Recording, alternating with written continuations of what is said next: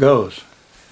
Hi everyone, I'm Veronica LZ and I'm a member of the Voter and Language Accessibility Advisory Committee. Come on up. And I'm here with Sky. Sit. My guide, he wants to be lazy. He's my guide dog.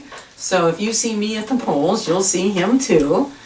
And I'm here to just give you a few tips to help make you feel more comfortable when you're working at the polls and you encounter a person with a disability. So obviously I'm going to start with the group I know, and that's the blind and visually impaired. And first I'm going to give you just a couple of little extras for this year related to COVID. When we arrive at your polls, depending on how your check-in works, what's important for you to remember, there are two things. One, a blind person cannot really do social distancing. We don't know how much 6 feet is, and we don't always know where the other people are, and our dogs are not trained for social distancing. So trying to stand in a long line can be challenging, also because with a mask on, it's harder to hear where things are. So you may want to either just bring us in early or have us stand over to the side and say, I'll come get you when it's your turn. So there are two ways that we will be arriving. One would be with my dog. He's Guy. Up, up, up, come on. Up. And you can see he's wearing a harness, and I will be hanging on to the harness. I can still ask you to guide me, but never, ever touch the harness or talk to the dog. And he can follow you, he can follow instructions, and all of this is just about communicating back and forth and being clear, explaining what you want. Some of us may have a cane. And what's important for you to understand about the cane is that this is also, think of it as an extension of my arm. And so it's not something that you grab without the person's permission.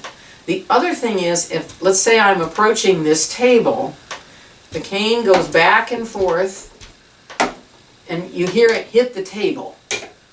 That's what the cane does. That's how I know that it's telling me there's something there.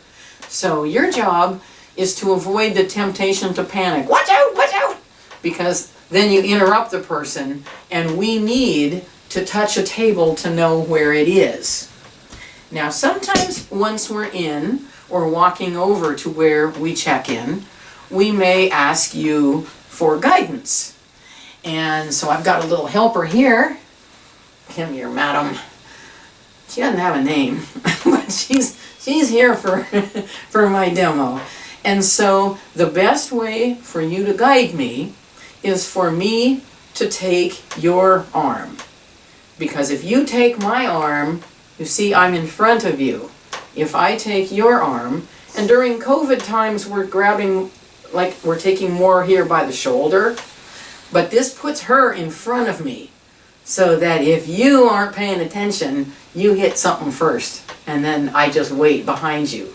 So for me, taking your shoulder puts me a little bit behind, and that's the best way for you to guide me. And if you're in a large voting center, that is probably what will happen most of the time. So that way we're not encountering other voters and you can keep the social distance. And so that will be a very common thing for you to do. Now once we go to check in and we get up to the table, your job is just to explain what's happening at the station. Hi, I'm so-and-so, and we're signing you in, so, and then you ask all the same questions. Now when we get to the signature part, two things. One, I cannot do it without touching the table. And I know a lot of people are a little sensitive about people touching things right now, but if I just have my pen in midair, I have no way to judge where I'm landing.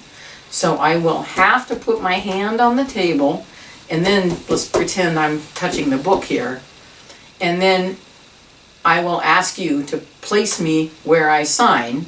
Some people may use a ruler or something to kind of help guide them, but then I will go ahead and sign my name.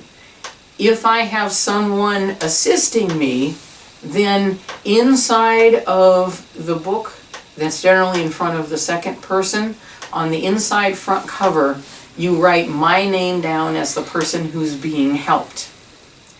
As I move along, you ask me exactly what you ask everyone else. Hi, would you like to use the electronic voting machine or a paper ballot? Because I can ask one of you to assist me in filling out a paper ballot if I'm by myself. So you ask me the same questions, and then you explain what you're about to hand me. So if this is my ticket for the machine, then you say, here's your ticket, you're going to take it over and then tear off the end, and then the person working at the machine will assist you.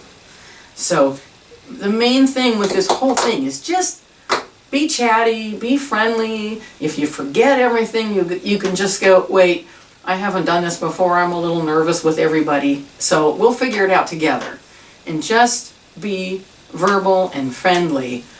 If I do want the machine, then somebody can escort me to the machine, and please bring a chair. It's really hard to work that sitting down. If you are going to the booth to fill out a ballot for me, I might either ask to have 2 people there while I'm filling out the ballot so that I can make sure that nobody does anything they shouldn't, like not honoring what I asked them to do. Or I may ask a second person to come help, proofread it for me so that I make sure it's done right. Because I have had this happen twice in my life. But the machines are a wonderful big deal. Now, if we use the machines, we may ask to get escorted to a voting booth because some of us can use our phones to actually proofread our ballots, which is a pretty cool thing, so that we can make sure the machine did what we think it did. Then when I'm finished, just as we've done all the rest of the time, you take me over to the box where I drop the ballot in, and then when it's time to leave, I might get out the same way that I got in. I might ask you for an escort just to make sure that I keep that social distance from the other voters, and the dog just may fly out before any of us have had a chance to say anything.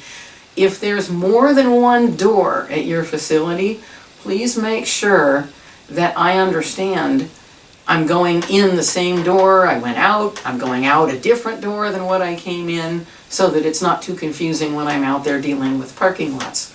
But the most important thing is just relax, be yourself, and it's just important that the voter has a good experience because you want us to come back again. And if you have any further questions or want to chat with me between now and Election Day, I'm sure that Gail, Lynn, and company will be happy to put you in touch with me because I'm more than happy to talk with you. So thank you so much for working, and I look forward to seeing you at the polls.